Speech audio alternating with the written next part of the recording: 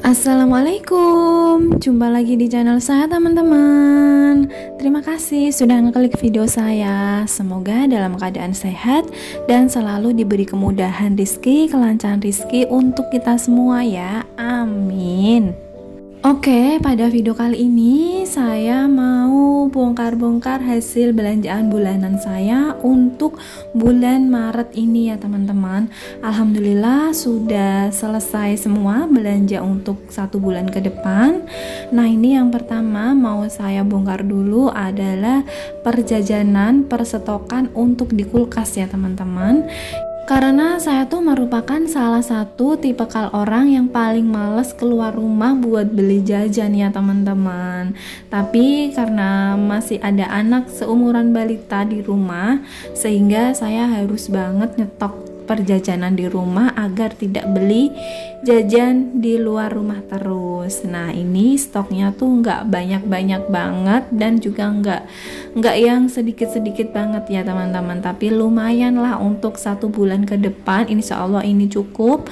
Soalnya kalau weekend tuh biasanya kami juga udah keluar ya. Nah, itu momentum untuk beli jajan yang nggak ada di rumah ya. Nah, jadi perjajanan ini biasanya dimakan saat emang nggak ada suami di rumah atau mungkin nggak baru keluar bareng-bareng gitu ya teman-teman.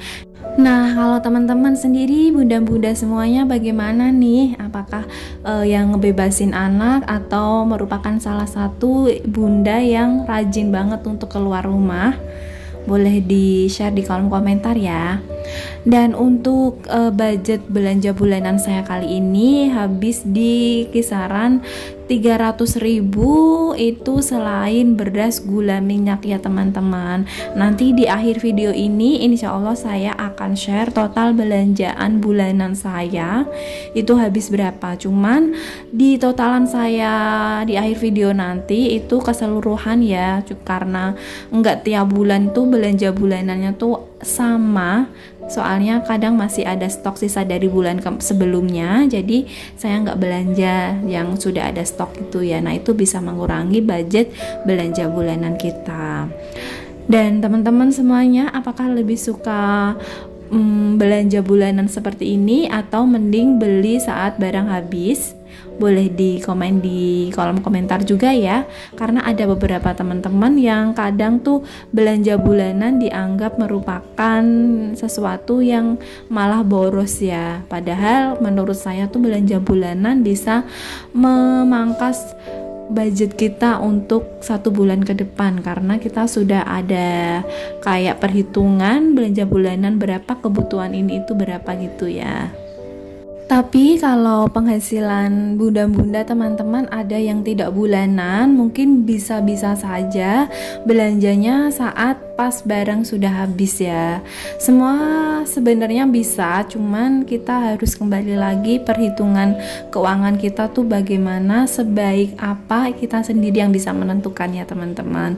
Ini salah satu cara saya untuk bisa menghemat uang bulanan dengan cara belanja bulanan seperti ini agar tidak terlalu sering ke warung atau ke supermarket ya. Nah, karena kalau kita terlalu sering ke tempat yang banyak banget barang itu kadang sesuatu yang tidak ingin kita beli malah jadi kita beli. Nah, untuk mengurangi semua itu saya buat belanja bulanan seperti ini teman-teman. Dan ini ada minyak goreng, ada gula, sama ada beras. Ini tuh yang beli suami ya. Tapi nanti di akhir video tetap saya masukkan rincian belanja bulanan saya tuh habis berapa untuk 3 anggota keluarga ya, saya, anak, dan suami. Karena saya masih keluarga kecil, jadi mungkin perbandingan sama teman-teman yang anggota keluarganya sudah lumayan banyak dari saya pasti berbeda ya. Dan domisili saya sekarang di Bekasi, terus belanjaan saya saat belanja bulanan ini tuh di agen sembako, jadi harganya jauh berbeda dengan yang ada di warung-warung dekat rumah atau di supermarket, itu jelas berbeda ya. Ada selisih di sekitar angka 1.000 sampai 2.000 tuh pasti ada ya teman-teman. Dan alhamdulillah ini udah selesai semua, saya rapikan untuk belanjaan bulanan saya di bulan Maret ini habis sekitar 300 ribuan di luar beras, minyak, sama gula ya. Nah, selanjutnya ini nanti mau saya rapikan di lemari dan di box ya teman-teman. Terus untuk penyimpanan stok bulanan kita ini juga perlu diperhatikan banget ya teman-teman, terlebih saat menyimpan perbumbuan instan seperti racik-racik atau kaldu-kaldu gitu ya. Karena dari pengalaman saya sebelumnya, saya tuh pernah beli salah satu bumbu racik yang biasa saya gunakan dalam 1 bulan itu kadang habis 2 atau 3 bungkus. Kemudian saya kapan bulan tuh beli 1 renceng, dan alhasil masih ada sisa lumayan banyak ya, karena bulan yang saat saya beli itu cuman kepake sekitar 3 bungkusan aja. Terus saya simpan di box seperti ini. Lalu setelah 2 bulanan, udah ganti bulan ya, saya mau pakai, mau saya buat masak, dan saya bukalah. Terus ternyata tuh aromanya nggak begitu bagus ya teman-teman, nggak seperti baru lagi, jadi udah agak berbeda. Padahal expirednya tuh masih lama, dan saya nyimpannya itu di tempat yang kedap udara sama di box seperti ini dalam keadaan masih terbungkus. Jadi teman-teman, kalau misal dalam 1 bulan pemakaian bumbu instannya tidak terlalu banyak, belilah yang tidak 1 renceng semuanya ya. Seperti kali ini saya beli tepung instannya tuh nggak 1 renceng ya, tapi per 2 bungkus. Alhamdulillah kemarin menemukan salah satu agen yang jualnya tuh nggak harus beli 1 renceng, boleh. Jadi udah disiapin per 2 bungkus gitu. Akhirnya saya ambil lah yang per 2 bungkus, karena 1 bulan itu paling saya menggunakan tepung instan habis 2 atau 3 bungkus aja ya. Nah, ini ada yang nggak muat di lemari, jadi saya simpan di box seperti ini ya teman-teman, agar saat pengambilan nanti kalau kita mau masak bisa lebih mudah untuk mengambilnya. Kemudian ini saya mau menyimpan perjajanan di kulkas. Untuk perjajanan sendiri tuh saya nyimpannya emang di kulkas ya teman-teman. Saya belum ada tempat khusus untuk menyimpan perjajanan. Selain itu, suami saya tuh tidak begitu rekomen untuk nyimpan perjajanan di toples ya teman-teman, karena kami sendiri tuh jarang banget ngemil. Ini tuh stoknya bisa 1 bulan, kadang tuh masih sisa. Jadi kalau disimpan di toples katanya nanti rasanya tuh bisa sedikit berbeda kalau tidak cepat-cepat habis. Nah teman-teman, bagaimana dalam penyimpanan jajanan di toples atau di kulkas nih? Selanjutnya ini saya mau merapikan, mau menyimpan stok untuk perkamar mandian, untuk percucian dan persetrikaan ya. Nah ini saya masih ada stok dari bulan kemarin. Untuk sampo-nya ini tuh belum kepake juga ya teman-teman, udah hampir 3 bulan. Expirednya sih masih aman, tapi kayaknya kalau suami saya disuruh pakai yang saset kayak gini tuh dia agak ribet, agak males ya. Jadi ya udah deh, saya ambil sedikit-sedikit untuk pemakaian saya pribadi aja. Nah ini kemarin saya beli sabun cuci piring tuh lumayan banyak ya teman-teman, karena prepare untuk bulan puasa juga. Soalnya kalau puasa itu kadang kita malah lebih banyak cucian piring, mangkok, gelasnya. Jadi ya udah beli di lebih banyakin sedikit ya. Nah ini udah selesai, sabun mandinya mau langsung saya gunakan ya, karena di kamar mandi udah menipis banget. Terus ini saya mau menyimpan gula, beras dan minyak di lemari atau di rak bawah seperti ini ya teman-teman. Ini tuh lemarinya rekomen banget, harganya 500 ribuan. Saya beli di Shopee, tapi barangnya tuh sekarang agak susah ya teman-teman. Ini kemarin saya belinya tuh PO hampir 7 hari. Yang sebelumnya tuh saya cek tokonya tuh selalu habis, selalu sold out terus, dan begitu ready saya langsung beli, tapi tetap harus menunggu 7 hari. Jadi ya udah, is okay, saya sabar, dan alhamdulillah setelah 7 hari nunggu pengiriman lagi sekitar 2 harian baru sampai di rumah. Tapi dengan lihat hasilnya seperti ini udah Masya Allah banget ya teman-teman, gak sia-sia penantian saya.